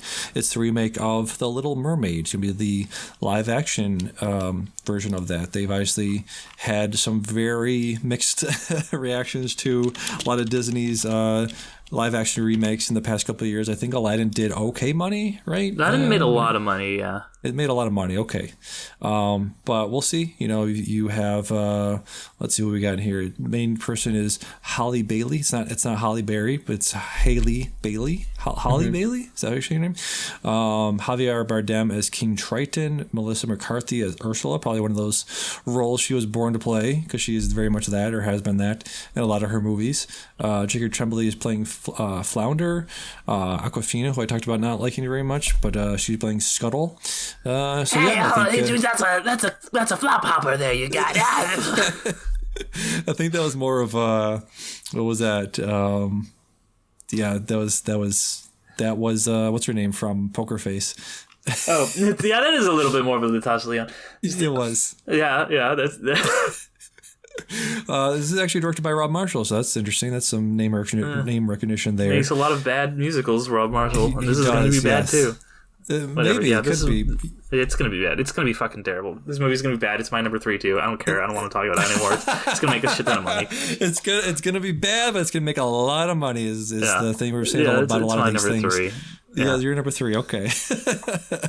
My number 2 is one you already talked about, Mission Impossible Dead Reckoning Part 1. Like I said, it's going to be riding the coattails. It's going to be riding that wave that Tom Cruise started last year, that bomb that he set off with Top Gun Maverick, making all the money from last year. I think it's continue. It's going to come into this year with Dead Reckoning Part 1, supposedly being, part 1 of the last of them, supposedly, whatever. He's setting them up as being that. So I think it's going to get a lot of butts and seats just for the dads that came out for Top Gun Maverick. He's like, okay, what else is this guy doing these days? Maybe they came out of the woodwork, they came out of the wilderness and saw Top Gun Maverick and like, oh shit, Tom Cruise is still a thing. Let's go see his next thing, which will be this. So very much thinking that that's going to set some box office records this year. I think you're really, really overselling this. I think it's going to make money, but not Top Gun money. Like, that's a weird aberration. So, like, yeah, this movie is going to make money, probably more than any Mission Impossible movie, but it's not going to be all these movies. That's insane. Okay. So, I mean, I think this is your folly here, Damian. Well, with one other thing that I've done the math on and that you've left off, that was a big mistake, and I'll make fun of you in a little bit. Go ahead. No, we're gonna wait. It's because it's coming up. Yes, it is. What is your number 2? My number 2 is this is clearly going to be your number 1. It was everyone on the film cast number 1, but it is not my number 1. I think that this movie is going to do very, very, very well. But I don't think it's. I think that there's something out there that's going to beat it, and that's Guardians of the Galaxy Volume 3. It's got the first mover bonus, just like Doctor Strange did, which also I think was number 2 last year. Just like the Marvel movie. The Marvel movie that kicks off the box office always does very, very well. And this one is going to do very, very well. And by all accounts, it's very good. So hope it may even do better than projections. I might be underselling it, putting it at number 2. Because it's probably going to have a little bit better legs than a lot of Marvel movies. So I do see this thing making quite a bit of money. Yeah, it probably will make all the money. It's one of those. I see there's a lot on the list, like Little Mermaid and a couple other things I'm not really excited for, but I think, like we just said, not going to be great, but it's going to make all the money. I've seen some clips. I saw a clip the other day I won't talk about, but it has Endgame feel to it. I know. Yeah, it's the end of the trilogy. You know, those always, it is. Those like people, and when they're good, people are excited. Yeah, this has that feeling to it. James Gunn is a guy you can always count on to make a great movie. This seems like it's not going to... I know I've talked about like wanting these things to tie into other things, but it seems like it's going to sit somewhere by itself in a different corner of the universe. But yeah, I'm very excited to see where it goes after that. I'm very excited to, I'm also excited that it doesn't seem to have the tone of the Phase 4 stuff. I know we're in Phase 5, but the tone of it seems to be darker than the other stuff, which is what I've been looking for. So yeah, I'm personally looking forward to seeing it. I also, like you said, I have it higher, so I think it's going to be that MCU movie that we've been craving since Endgame. Yeah. You said that's your number 1? My number 1, yes. Yeah. Well, I guess that just leaves my number 1. Yes, something that was conspicuously absent from your list, which makes you a fool. It makes you an absolute fool. I'll take it. The fact that you don't have this on your list is a massive oversight. It was in the top 2 of almost everyone's list on the Filmcast, I'll just say. Correct. So you're going to lose a lot of points, and you're going to lose to me because you didn't make this pick. I was really worried because I was like, oh my gosh, we have like the same list. It's going to be almost exactly the same. Like our top 4 are all going to be the same, except for 1 and 2 are going to switch. And then you just hit me with a surprise, and I was like, oh wow. My number 1 is Indiana Jones 5. Indiana Jones and the Dial of Destiny. This is going to be this year's Top Gun. I think this is a movie that has been long rumored and long delayed, and people, I don't know if you are aware of this, Damian, people love Indiana Jones movies, and 3 of the 4 are really good, and this is another one that looks really good, and people are saying very good things about it. This is a legacy sequel like Top Gun was, where people are getting excited, people are going to go back to the theater. This is the first one we've got since 2007. It's the second one we've got since 1989. So yeah, I can see just people who have grown up with these movies, people who watch the originals, people who haven't seen any of them, and it's been long enough now since the last one, which people are divided on. A lot of people don't like it. I think that movie gets a little more hate than it deserves, despite it being the worst of the 4. But a lot of the negative vibes from that one have kind of faded away, and I think that people are like, you know what? Let's end this on a high note. Let's do this right. Sala is back. Like, it's doing, like, some really good throwback, like, flashback type stuff with the young Indy. People are hyped for this, and this maybe is a little bit of a heart pick, because yes, I love Indiana Jones. The first and the third one are 2 of my favorite films ever created. But it's not only that. Like I said, a lot of people pegged this movie to be in the top 2 movies. And I think I was like, oh, I'm going to be a little different than Damian and put Indy 5 at number 1, because I think he'll probably put it at number 2. Yeah. I guess I was flat wrong on that one. But I stand by this. I stand by it. I think if anything is going to be the surprise spoiler, I think it all lines up for it to be Indy. And I think this, James Mangold is a really, really great director. Look at what he did for Wolverine. Look at what he did in Logan. If he is able to end the Indy franchise the same way that he ended, and I know it's still kind of continuing, but he gave this send-off to the character of Logan. If he's able to give that same send-off to Indy, this is going to be fucking phenomenal. People are going to lose their minds for this, and it's going to make a shit ton of money at the box office. It's going to make more money than Transformers Rise of the Beast, Damian. There's no way that Transformers Rise of the Beast makes more money than Indiana Jones. Even 4 did really, really well at the box office. Okay.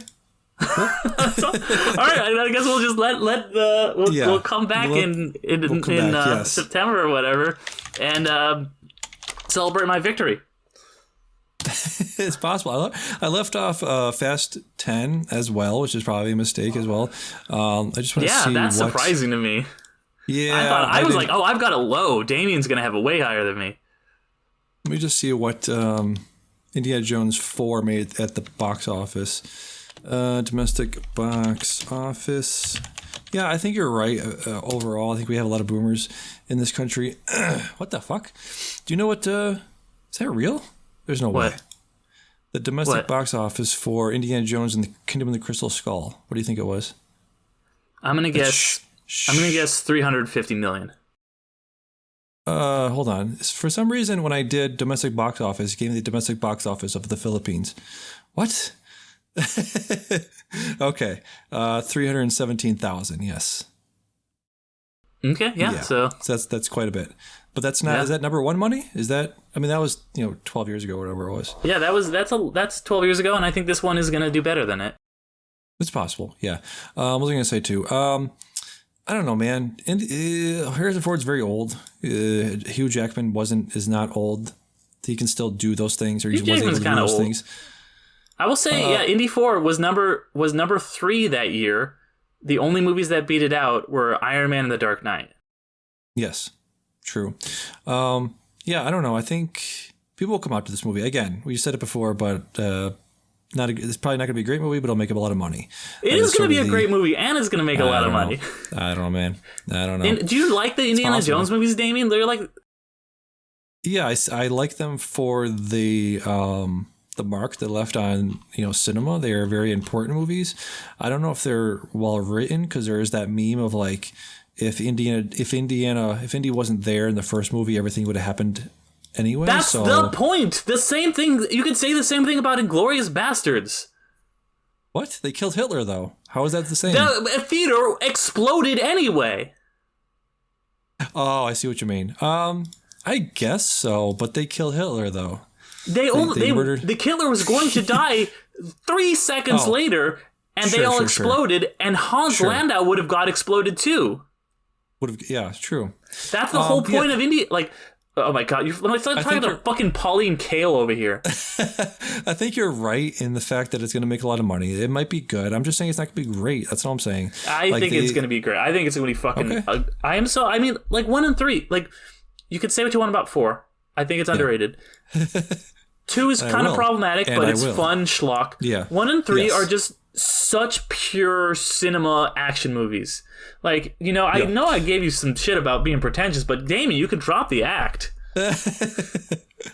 It'll be fine. I'll come back here and I'll be honest. I'll give it an honest chance. All right. So obviously my number 1 is Guardians of the Galaxy 3. Like, for all the reasons I already stated, it's going to be that movie we want, and I've wanted since, I don't know how many movies they were in Phase 4 and so far in Phase 5, but like 9. There's been at least 8 movies. Depends on what you count as a movie. There's the TV shows and the specials, and yeah, there's been a lot of them, and I've been massively disappointed by a majority of them, and this seems like it could be one of the best of them so far. So yeah, I am looking. That's the one I'm looking forward to the most, and I think that's going to make the most money in this country, which I keep forgetting. Yeah. It's not worldwide gross. So those are my 10 to 1s. Let's show our dark horses real quick.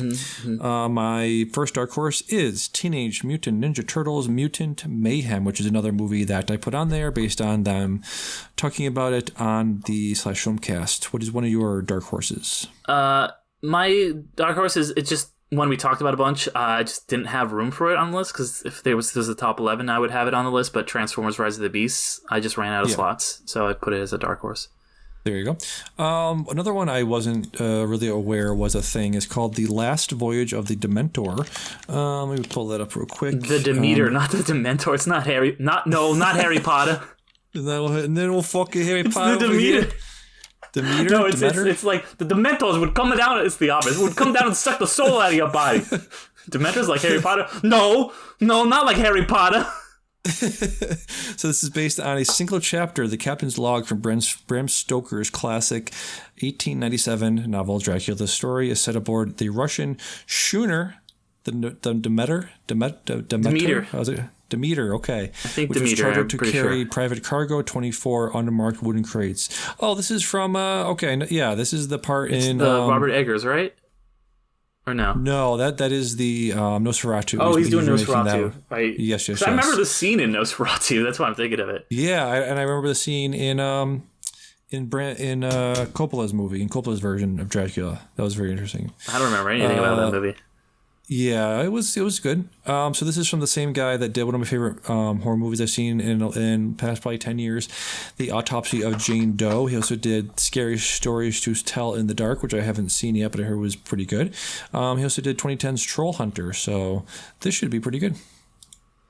Yeah, I'm excited. It looks good. I mean, I don't think it's gonna make too much money. I think it's going to do like the Lighthouse money, maybe, but it might do Lighthouse money. It could be this year's Black Phone, so that's the thing. That's the thing. Yes. Yeah. Another one of your dark horses. Yeah. Please? So I mean, for my dark horses, I kind of wanted to pick some stuff that's a little bit weirder, like some stuff that like is like maybe it'll like crack 9 or 10, something that you wouldn't expect. So I went with a couple franchises, and to keep in that spooky one, this is a franchise that I despise, but I feel like they always make a good amount of money. Maybe they could crack 9 or 10 this year, and that's Insidious 5. Patrick Wilson and Vera Farmiga fucking finding spooky ghosts or evil dolls or whatever the fuck they do. Yeah. Yeah, it should be interesting. I haven't seen a lot of those. Probably going to be bad, but probably going to make a lot of money. Yeah, I think I've seen like Conjuring 2 and I think I saw Annabelle. One of them. Yeah. I'm not a huge fan of the Conjuring universe. Like is the Insidious movies in the Conjuring universe, are they the same thing?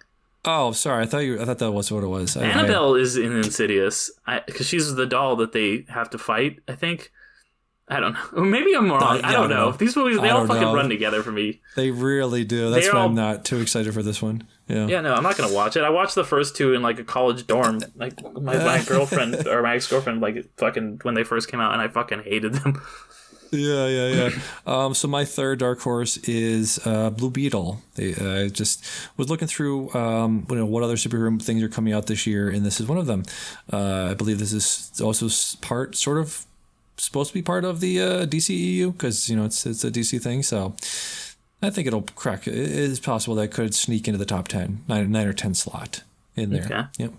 Yeah. Yep. What was your third dark horse? My third one is a movie that I didn't even know was coming out until I was looking over the list, and then but it's another movie in a franchise that kind of quietly does well. I feel like people never really notice it doing well because it's very similar to the John Wick movies, and they always come out in the same year as the John Wick movie.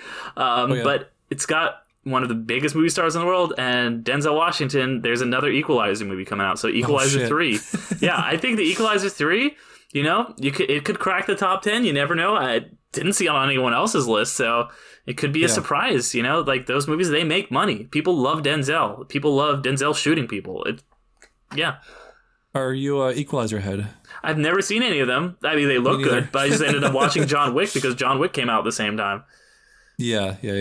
I got to check some of those out. They always reference those as like not garbage crime, but like along those same lines of stuff like what are the ones they always say like garbage crime, like 21 Bridges or whatever and stuff like that. Yeah. So that's cool. Let me see. I was looking through some of their dark horses for /filmcast guy or filmcast guys. They have Elemental in there. A couple of them had Haunted Mansion in their dark horse category. Yeah, that would be good, but I don't think it's gonna make money.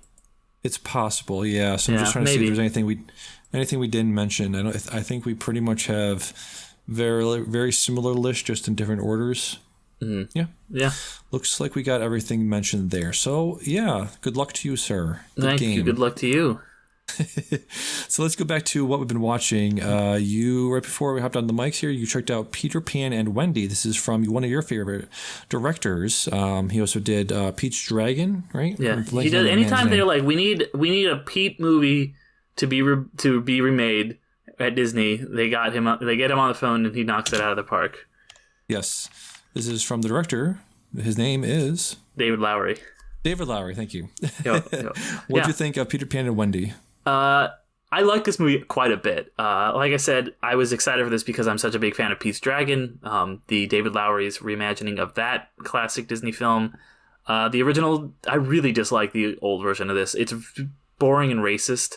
Really, even going back, I was like, I remember this movie's kind of racist. Then I rewatched it during the pandemic one night. I was like, oh wow, this is way worse than I remember. But I really liked it. It's pretty close to you think, oh, live action Disney remake coming straight to Disney Plus. It's going to be one of these the Little Mermaid we were talking about. But this, and it sticks kind of close to that the first half, but the second half it does some interesting different things with the Peter Pan lore. The actress playing Wendy is really great. She's the same actress who played the young Black Widow in Black Widow. It's the character of Hook, who's played by Jude Law. Jude Law is just plays Hook with this kind of menace and sadness at the same time that is really interesting. Jim Gaffigan is Shmi, which is great. But yeah, it's this very sad movie about, just like Peter Pan's always about not wanting to grow up, but it's also adds this dimension of if you do grow up, growing up in the right way. That I thought was an interesting take on the lore and just kind of responsibility and, like Damon Lindelof always says, it's oh yeah, there were some parent issues in here. It's a lot of guys who just miss their mommies. That was fun. But yeah, I really like this. It's streaming now on Disney Plus. I think it's probably of all the live action remakes of the Disney classic canon, those old Disney animated movies, I would say it's easily the best. Did you see Pete's Dragon notwithstanding, because that's not really animated. Right. Did you see the 2015 Joe Wright version, Pan? Yeah, that movie is bizarre, and I love it. I will say, no one in this movie, just for no reason, sings Smells Like Teen Spirit. That doesn't happen. Oh, no. Unfortunately, for literally no reason, and then it's never addressed again. Yeah. Oh, okay.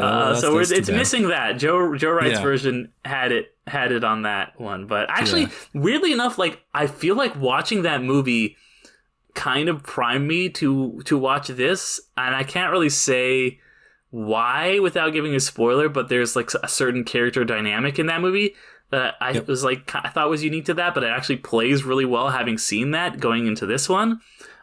So yeah, I do actually think that movie is kind of a mess, but a beautiful mess. It's a really weird, interesting, big swing. All right, very cool.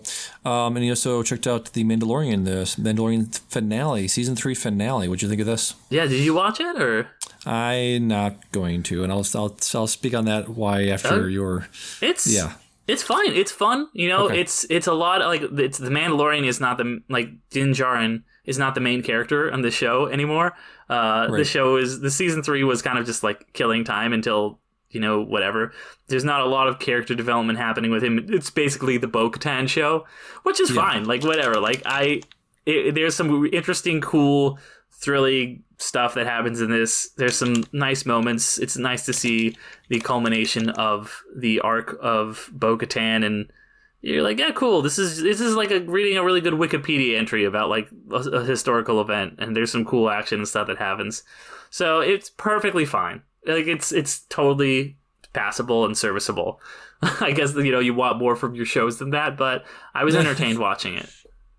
Yeah, I'm gonna starting now, moving forward, I'm gonna practice self-care and just not watch mid-thing anymore. So I'm kidding, but I just it just seems like okay, that happened. I was listening to the Midnight Boys review it, and it wasn't just them. I just heard a lot of mid things about it, and just I could watch it. I have plenty of time. Don't get me wrong. I know I have plenty of time. I could just binge this stuff real easy. I could if I wanted to. But this and I don't know if you're catching up on Ted Lasso, but I heard that's going just.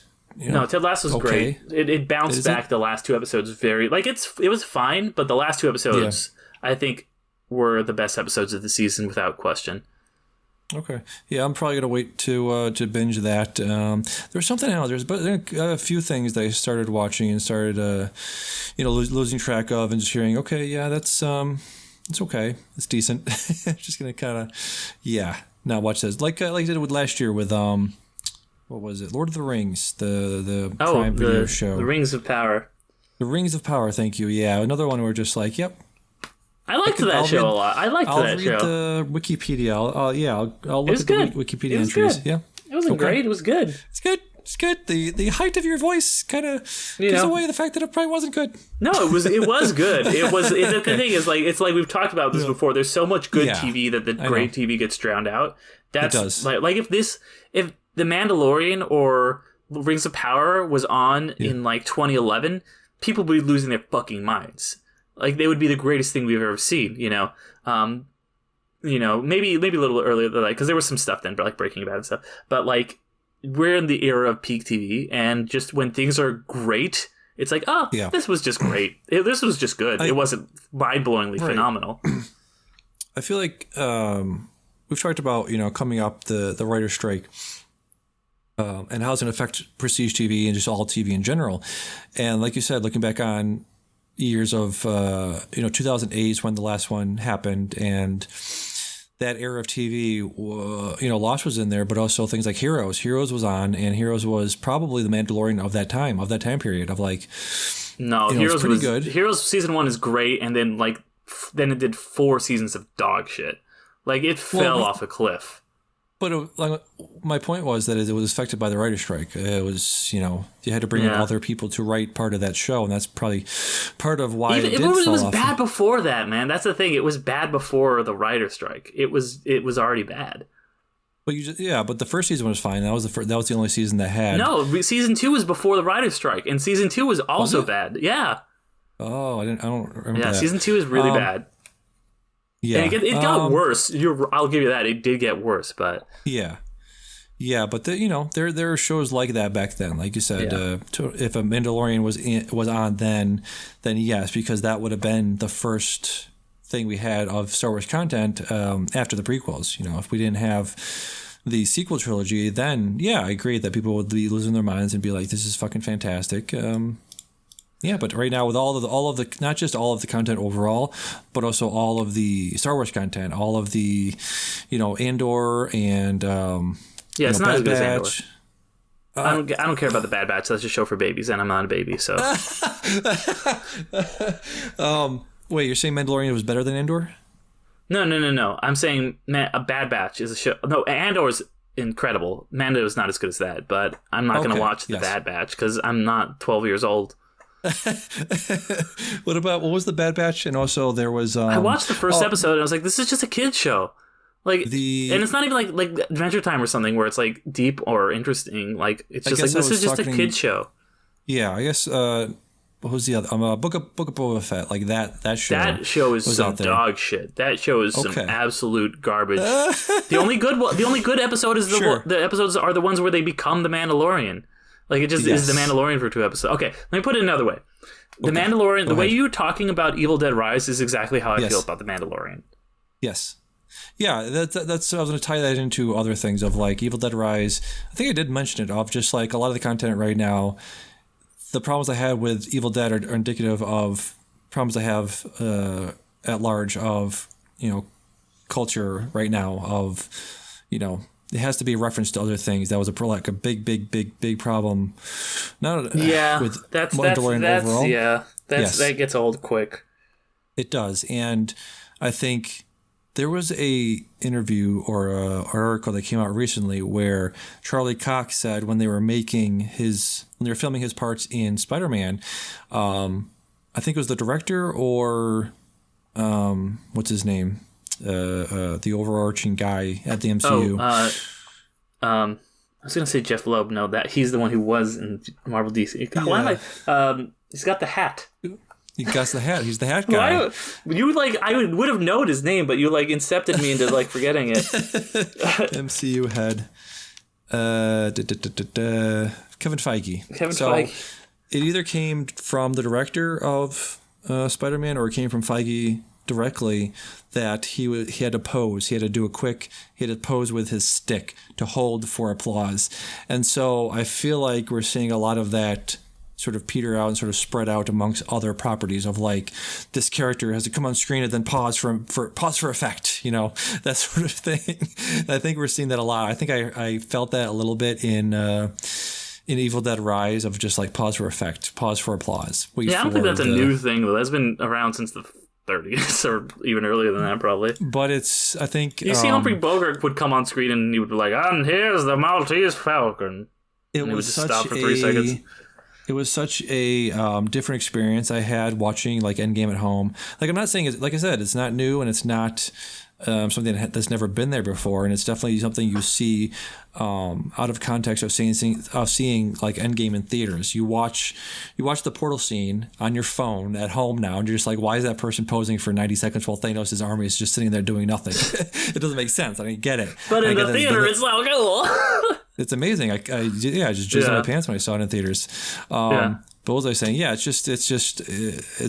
the disease that's infecting so many things now. Of fan service has to be in everything, but also presented in a certain way, and it's ruining so many things. So that's all I'm saying. Yeah. All right. You're a curmudgeonly old man. Let's get to some stuff some other stuff you've been watching. The Jury Duty, is that completed? Jury Duty just finished. That's the last 2 episodes, and I know we're running long, so I'll kind of go fast. But this is one of the best shows I've seen in a while. It's an amazing half docuseries, half sitcom. I was talking about it last week, because it doesn't really break the immersion, even when the guy who's not in on it is in the scenes. But the way they wrapped it up, I thought was absolutely phenomenal and hilarious. The guy at the center of this is so great.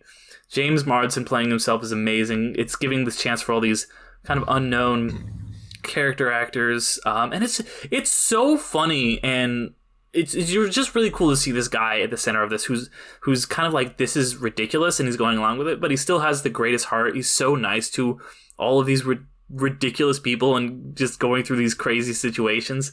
So I really recommend it to everyone. I was dying just sitting in my house alone, just cracking up. This is so good.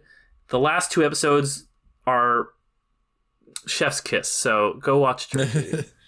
Nice. Is there what is this? Is an overarching story that they're trying to tell, or was just let's do some... Yeah, because it's the idea is that this is it's just like The Office, where they're making a documentary about these people who have jury duty, and it follows the case and them going through it through the discovery part, and hearing all of the testimony and the witnesses, and them hanging out behind the scenes because they get sequestered, and just kind of them forming these bonds, and then them having the last 2 episodes, them having to deliberate and hear the closing arguments and all this stuff. So in the last, it kind of ends with them trying to figure out what to do, and this is not much of a spoiler because it happens early on, but the real guy, Ronald, gets picked as the foreman, so he's kind of the one who has to drive the narrative and decide if it's guilty or not guilty.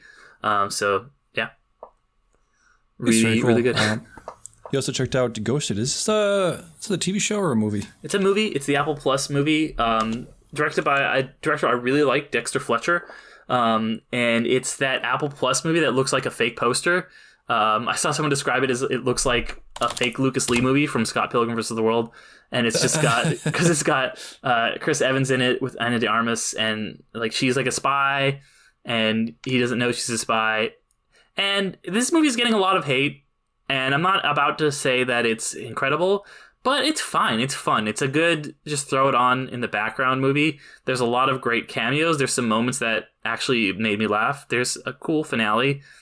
It's a 3-star movie. It's completely fine. It's just this isn't like this is Mandalorian is great compared to this. Mandalorian actually are like this is a movie. It's one of those movies you watch on. This is an airplane movie. Is what this is. Okay, great. I'll be skipping that. Yeah, you can skip it. Yeah. It's watch it next time you have a 2-hour flight. Yeah, I was looking through the cast list and it's like all these MCU heads. Yeah, Chris Evans, Anthony Mackie, Sebastian Stan. Yeah, and unlike Sebastian Stan and Anthony Mackie, they're basically cameos. They're like joke cameos that actually work really well. It plays really well. Okay. Checked out The Covenant. This is the new, what's his name? It's called, the full title is Guy Ritchie's The Covenant. Guy Ritchie's The Covenant. Yeah, that's the full title that appears on screen in the movie, which is like, I was like, that's a flex, okay. There's a flex. What do you think of this? Yeah, this is, so one of Dexter Fletcher's friends, Guy Ritchie. This is like a solid kind of action thriller that is, it's almost saying something. Those movies that you're just like, ooh, you're going there and you're like bringing up some stuff, but this is still like, it's like, ooh, like about how the Afghanistan war is as a bad thing, and the way that we kind of abandoned a lot of the Afghan people was a bad thing, and just I really think we're gonna start the way that after the Vietnam War ended, we started, which was the longest war that we'd ever been at the time. We started seeing a lot of movies 2-3 years after that were really commenting on it. I think we're going to start getting that with the Afghanistan war, which is now by a wide margin the longest war that the United States had ever been in. It started when I was before I was a teenager, and it ended when I was in my 30s. So I think we're going to get a lot of movies commenting on that. And this is got some good action stuff. It's almost saying something. Jake Gyllenhaal is really good in it. The next leading guy, Dar Salim, is really good in it. And then there's like, it was bugging me the whole fucking movie. I was trying to figure out who he was, and I realized like the closing credits, because it was like Anthony Starr. I was like, oh my god, it's Homelander. He just has a beard. But yeah, I would recommend this movie. It's almost just like a lot of Guy Ritchie movies. It's a solid 4 out of 5. It's fine. So another is fine. It's a lot better than Ghosted. This has been the It's Fine segment with Derek. Sorry. Yeah, no. Well, we've got one more. It's fine. One more is fine. Well, let me just say, Jake Gyllenhaal is better in some much better war movies. Check out Jarhead from 2005. I think he was in a movie called Brothers, right? With that guy from the thing, Spider-Man. Yeah, right? Sure, yes. Tobey Maguire. Tobey Maguire, yes. He was in that with him. So he's been in better other war movies. Yeah. He was almost Spider-Man, Jake. He was almost Spider-Man. He was Spider-Man. Wasn't he a Spider-Man in a... No, he was supposed... there was a whole thing where Tobey almost dropped out in Spider-Man 2. Yeah, that's why he was Mysterio, because it's a whole thing. We don't need to go over it. No. Next on the list of It's Fine, Mighty Morphin Power Rangers, Once and Always. Colon? What did you say? Colon. Okay. Colon. It's colon, yes. But okay. I'm going for my colonoscopy. All right. So I don't know if you're probably you're a couple years older than me, so you probably didn't watch Power Rangers, did you? I watch all the Power Rangers. I've seen so many Power Rangers, you have no idea. Okay, so you haven't seen Power Rangers. You're doing your thing that you do where you're like, All right. I always grew up in Power Rangers. I had a Power Rangers birthday party from like age 7 to like 13. Who was your favorite? Who was your favorite? Who's my favorite? Yeah. Tommy, obviously. Fuck you, man. It's all about Come Jason. On. Everybody loved Tommy, man. I love Jason. Well, guess what? Neither of them are in this movie because Did you really like Power Rangers? I can't tell if you're being sarcastic. I love you sound exactly the same when you are sarcastic. Thing without knowing what the dragon thing was. Of course. All right, you sound like you're doing your sarcastic Damian thing right now. That's just my voice, man. That's just how my voice works sometimes. No, I loved it. I had all the toys. I did the you have the ones that the head flipped. You could put the head. It had the regular head, and you flip it, and those were the best. They were the best. Did you watch this? I did not watch this. Okay. No. It's because it's like it's supposed to be like this is a reunion of the original Power Rangers, and then you're like, right? Oh, like a lot of these people are either passed away tragically, unable to travel because of financial crimes, or the Pink Rangers didn't want to come back. So I'm like, you can't call it a reunion if only 2 of the originals came back. Right. So it's just the Black Ranger and the Blue Ranger, Billy and Zach. They come back, and then they bring back some later Rangers, like the later Pink Ranger, like the one from like Zeo or In Space shows up, and then Rocky, the Red Ranger who replaced Jason. They do the thing where they actually, because like Trini, tragically the actress who played Trini died a while back, and so they have like a, they write her death in the plot and make it very kind of poignant and tragic. But then, Jason the actor who played Tommy had died during production of this. So it's not, so it's not, so he didn't come back before that. He had already declined. But there's like, at the beginning, they just kind of like have like a very like, we can't have these characters on screen with their faces because they're not in the movies. So they just write them off with like a, very gimmicky thing. It's fine. Yeah. It's not really much of a reunion, like I said, because it's just 2 out of 6. That's not a reunion. That's just 2 guys coming back. It's like if there's some cool callbacks to the old school Power Ranger stuff that you might get a little nostalgia hit. It's not bad, but it's not good. All right, it's fine. He says it's fine, and it's the perfect cap to our "It's Fine with Derek" segment. We need to make that a recurring thing, like this. It's fine with Derek. We need to have it like a jingle or something. Exactly. And that's been It's Fine with Derek. Boop, boop, boop. Finally, been reading with your eyes on a page, The Lord of the Rings. Yes, I finally finished these books. I think we've talked about it a couple times because I've been reading them forever. Yes. They're very big books. Yep. They're actually 6 books split into 3 volumes. And I read other things between them because I just needed a break. But these are great, obviously.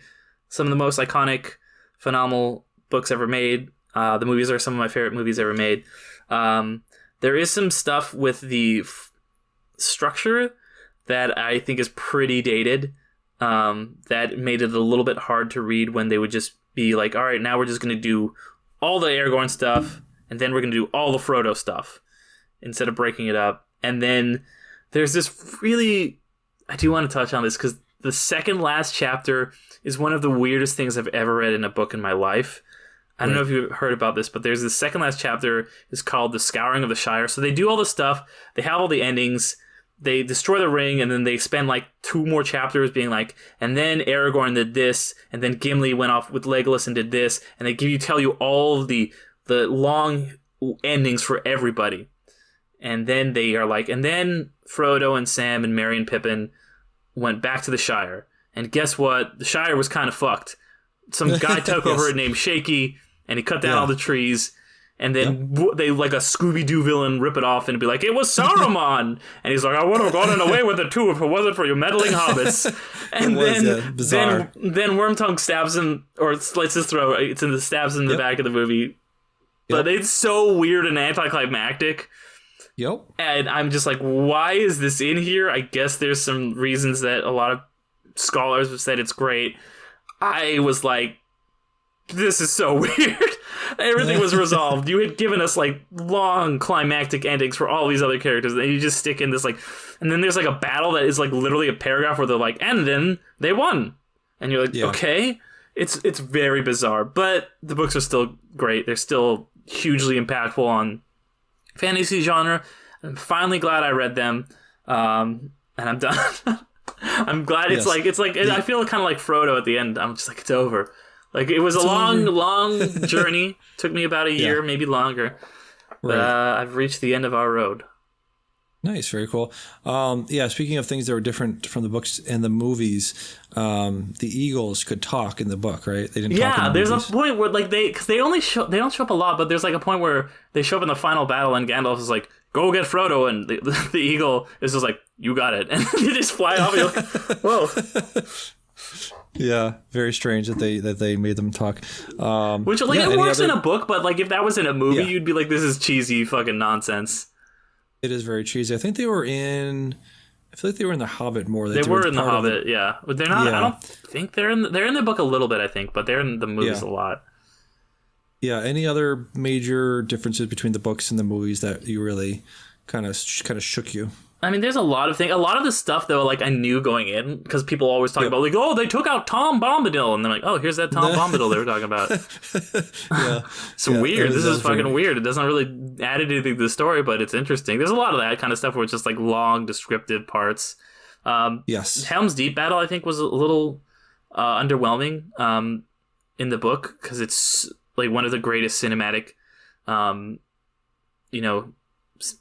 sequence. It's longer than a scene. It's like a sequence that goes on for a while of all time. It's pretty minor in the book. The Battle of Pelennor is a lot more interesting in the books. I'd say that's the other big one. Yes, those the main things I noticed were different. And then, of course, it was like wasn't a thing where they get to the village and they're like, well, you can't come in here because they all took over, and like, don't piss off that guy. It's like one of those things where it's like a Seven Samurai sort of thing where it's like you're trying to build up people's to fight back, to build up their courage to fight back against the people that have overtaken their. You're talking about like homes, the Scouring of the Shire or whatever. Yes. Yep. Yeah. It's a lot of that. Yep.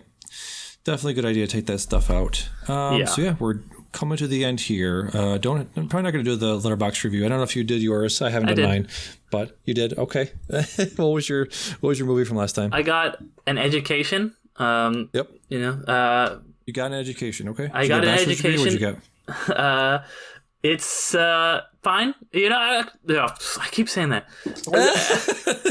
It's actually a good movie. No, it's a really good movie. I remember when it first came out, like I saw the trailers and I was like, oh, this guy is like an adult and she's like a college student or like a high school student. This seems kind of skeezy, and the trailers made it seem like a romance thing. But actually, he's basically like a con man and is the worst. And once you realize that, you're like, oh, this is a good movie. It's basically Red Rocket as told from the girl's point of view, which I think makes it a much better movie than Red Rocket. Carey Mulligan's great in it. Alfred Molina is pretty surprisingly, not surprising, he's always great, but Alfred Molina gives a really subtle, good performance. So I highly recommend An Education. Really good movie. Nice, very cool. Let's see. Written by Nick Hornby. Who wrote High Fidelity, one of my favorite movies. One of my favorite movies as well. I should go over that sometime. About a boy, Fever Pitch, a bunch of stuff he's written over the years. Brooklyn, great movie from 2015. Oh yeah, I didn't know you wrote Brooklyn. Okay. Yep. Brooklyn. Let's see. Saoirse.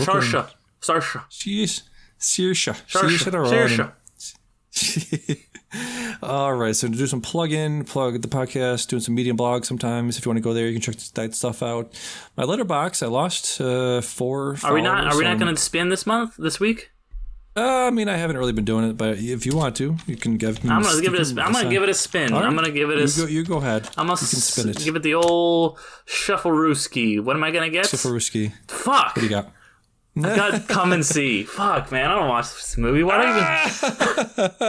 Fucking bullshit. The most pretentious shit ever made. Do it. It is not pretentious. God it moves. Damn it. It's not pretentious. Movie. This is like number one on all the fucking. This is the number one Letterboxd movie because everyone's like, "Oh, Come and See." He actually tortured a child to get this performance. It's great. It is. It was made before all these quote unquote woke liberals. Wait! I don't have it in my streaming. I don't have it in my streaming. I forgot to take off. It's not streaming anywhere. I'll send you the DVD. I have the Blu-ray. I will mail it to you. Fine. I'll fucking watch this. If you can let me a way to watch it, I'll watch it. I will. Okay. I forgot to take off the mic. All right. not streaming stuff. Yeah, good. Have fun with that. All right, great. So as I was saying, I lost 4 followers because I've been very inactive on Letterboxd recently, but I still have 2,000 movies on there. So you people should go on there, get me to 100, even though I've been very inactive recently. So please do that. Go to Film Essayist on YouTube. Go to Anchor.com, which is Spotify for podcasters. Make a podcast fairly easily. Go to my interviews that I've done over the years and listen to those. And what do you get to plug, My Derek? plug is my podcast, Underrated, where we talk about films that are underrated, underappreciated, or ones that have slipped under the radar and passed most people by. That's the pitch. So check that out. This week we are talking about Reign of Fire. Really nice. Underrated movie where the apocalypse, it's a post-apocalyptic movie, and they're caused by dragons, and Christian Bale has to fight them. It's awesome. It is awesome. So that's the one. And then also Christian Bale. Yeah, Christian Bale. Bunch of people in it. Jerry Butts, Matthew McConaughey. It's fucking great. Check it out. Check out, Undercast Company. Look up Undercast Company and it'll come up. We're also on all the social medias. We've been doing some cool stuff on TikTok. We've been doing these little short reviews. I did one on Tetris. We call them Microdose. So check out us on TikTok. I also have a letterbox if you want to follow me, Derek McDuff. So yeah. Very cool. Let me just end with this. Found an article on Inverse somebody wrote about Reign of Fire. And they said, in post 9/11 anxiety is rampant in all sorts of movies from this era, but the term is usually used to describe contemporary movies dealing with sudden shifts in the political climate. Reign of Fire possesses this socio-cultural anxiety with the distance afforded to it by such an inherently fantastical premise, but still a lot of American firepower. So that's interesting. Yeah, no, it's a deeper film than you think, and it's not like you think it's gonna be like schlock, and it is like a little bit, but it's deeper than that. It's got some real meat on the bone. Very cool. Yeah, around the same time he's doing the gun kata. What's it? Christian Bale is doing gun kata in Equilibrium. The Matrix knockoff, yeah. The Matrix knockoff, yeah, exactly. It's fine. Yeah. So anyways, Can I Say Something? I've been Damian. And I've been Derek. And we'll see you next time. Bye-bye. Bye.